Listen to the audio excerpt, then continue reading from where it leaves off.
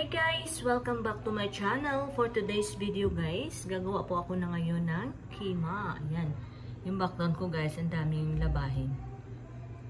Gagawa po ako ngayon ng kima guys para sa dinner. So, una kong gagawin, maglalagay muna ako ng mantika.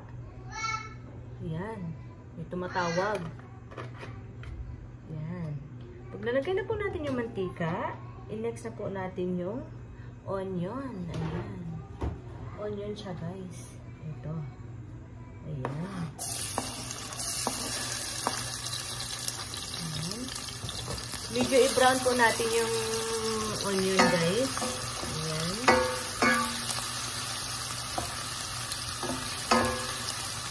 Ayan.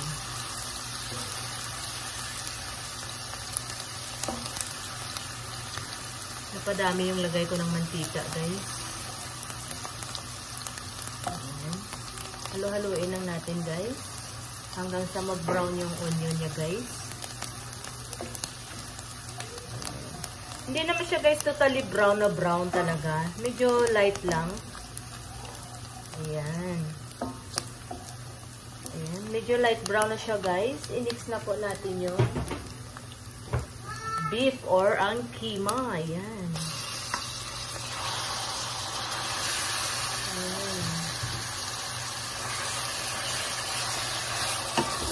Haluin natin siya guys.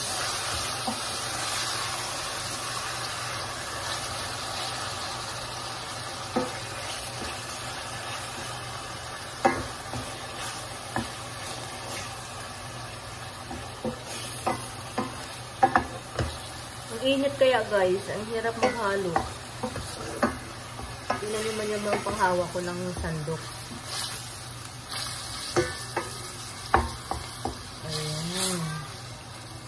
Medyo brown natin yung yung beef guys. Brown or white. Ano ba yun? Ayan.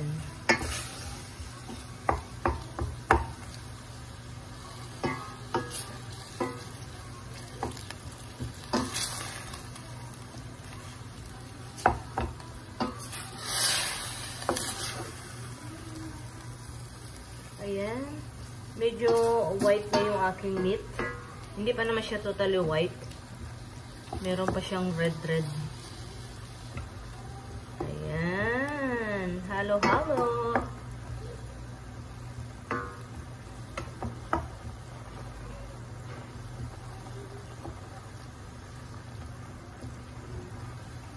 Haluin natin siya ng mabuti. Ayan. Ayan. Pag nahalo na po natin siya guys, next na po natin yung kanyang mga ingredients. Tulad po ng ayan, ginger paste guys. Ayan, ginger paste. Pampawala ng amoy. Kasi guys, minsan, yung mga meat may amoy. Ayaw ni madam ng may amoy. Pero yung amoy nila, gustong gusto nila. O diba? Saan pa kayo dyan?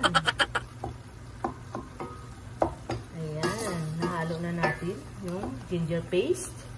Next. Next natin yung black pepper.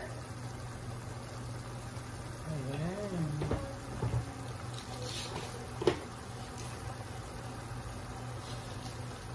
Ayan yung paminta na buo.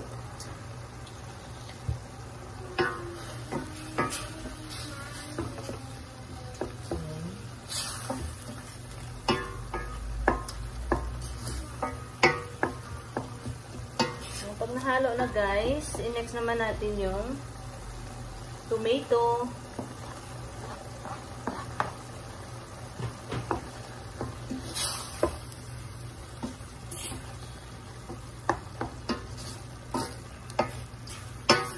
Ayan, hirap maghalo eh. Alam nyo ba guys, kaliligo ko lang. Amoy sibuyas na naman ako guys. Alam nyo ba yun? Ayan. And then, next natin yung chili. Ayan. Paborito nilang chili. Kunti lang yung nilagay ko na chili, guys. Kasi maglalagay pa ako ng chili powder. Ayan. Next natin yung salt. Special talaga, salt. Yan. 2 tablespoons of salt. Ayan. And then, turmeric powder. O, diba? Social. Turmeric powder. And then, chili powder. O, diba? Chili powder, guys. 1.5 spoon. Halo-halo, guys. Ayan. Kung sa Pinas to, guys, yung tawag dito ay giniling. Giling-giling. Ayan. Pero dito sa kanila ay kima. Ayan.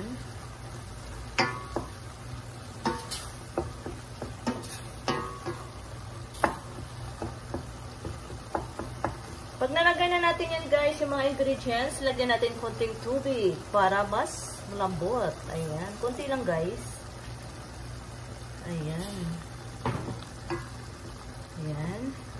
Pagkatapos, i-next natin ngayon yung potato. O, diba? Social potato. Ayan.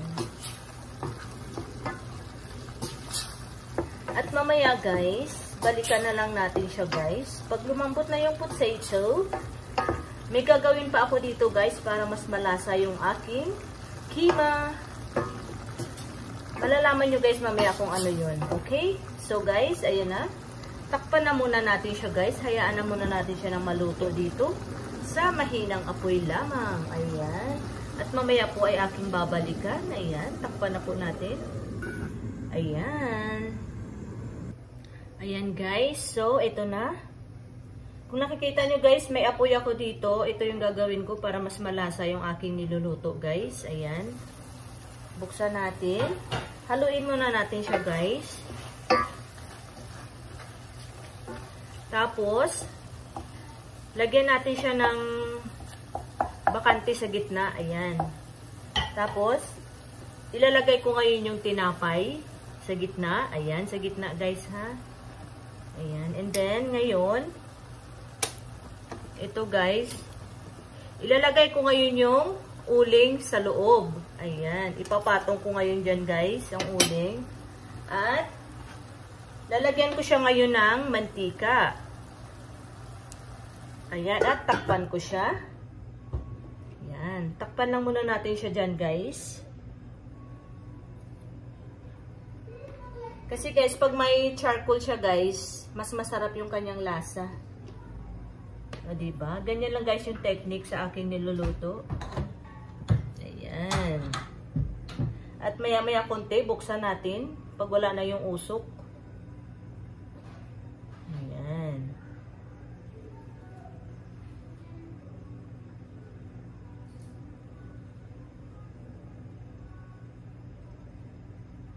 Ayan. Tingnan na natin, guys. O, diba? O, ayan lang siya, guys. Tapos, tanggalin na natin yung uling sa loob. Siyempre, tanggalin na rin natin yung tinapay. O, diba? Lumambot na yung tinapay, o. Ayan. Takpan na siya natin dyan, guys. At, eto na, guys, yung aking naluto ngayon. Ayan.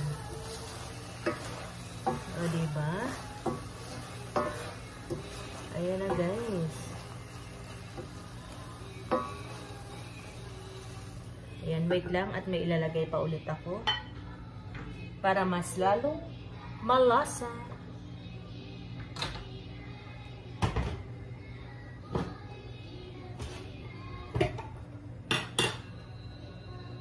Buksan natin. Ito yung aking ilalagay. Ang ghee. Ayan. Haluin na natin siya, guys.